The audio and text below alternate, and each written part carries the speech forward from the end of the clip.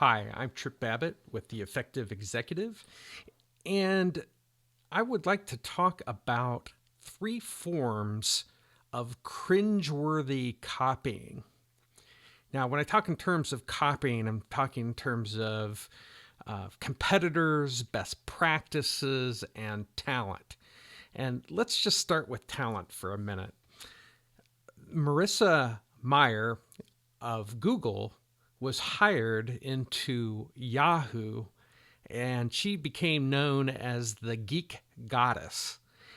And she was a 20th employee of Google, and she was going to be the savior of Yahoo. And I often see organizations make this mistake. They try and hire the best talent. You hear that term quite a bit. And in matter of fact, when Marissa Mayer went into Yahoo, the first thing she says is, well, I got all the wrong people. So I've got to get better talent within the organization. Well, the story basically goes Marissa Mayer was a failure basically at Yahoo. And the reason that you can't just take a person from another organization that's been successful and then put it into yours is because all systems are different.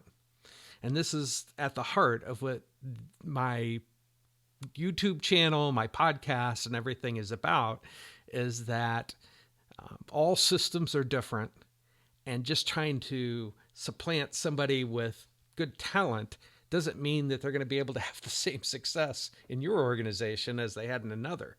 That copying different systems more often than not, leads to failure within your organization. Because there's different people, there's different technology, there's different policies, there's different culture, there's an abundance of different things associated with trying to hire best talent. So that's the first thing. The second one is competitors.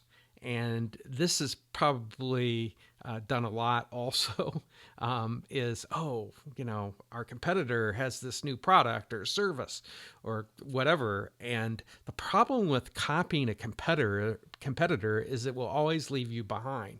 You're better off putting your efforts into innovation. Now, that said, if have a competitor that has a new product, there's usually opportunity to improve on that product and to innovate on top of it.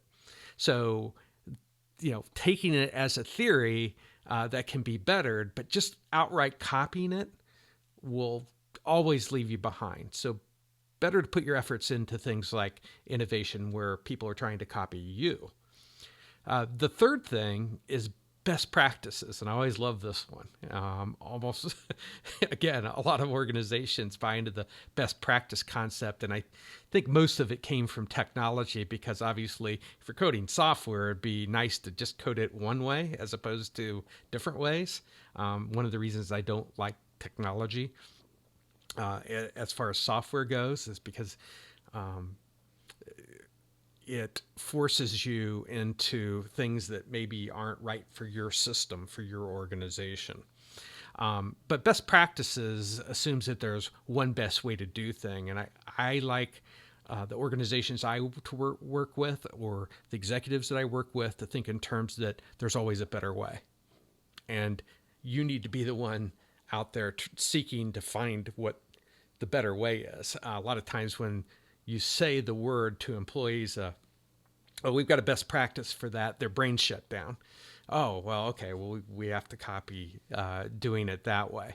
But if you're going to get ahead, addressing these three things or being aware of these three practices that are done in organizations with copying competition, doing best practices, hiring the best talent, you're better off looking to your system and improving the entire system first, as opposed to the people that are operating in it.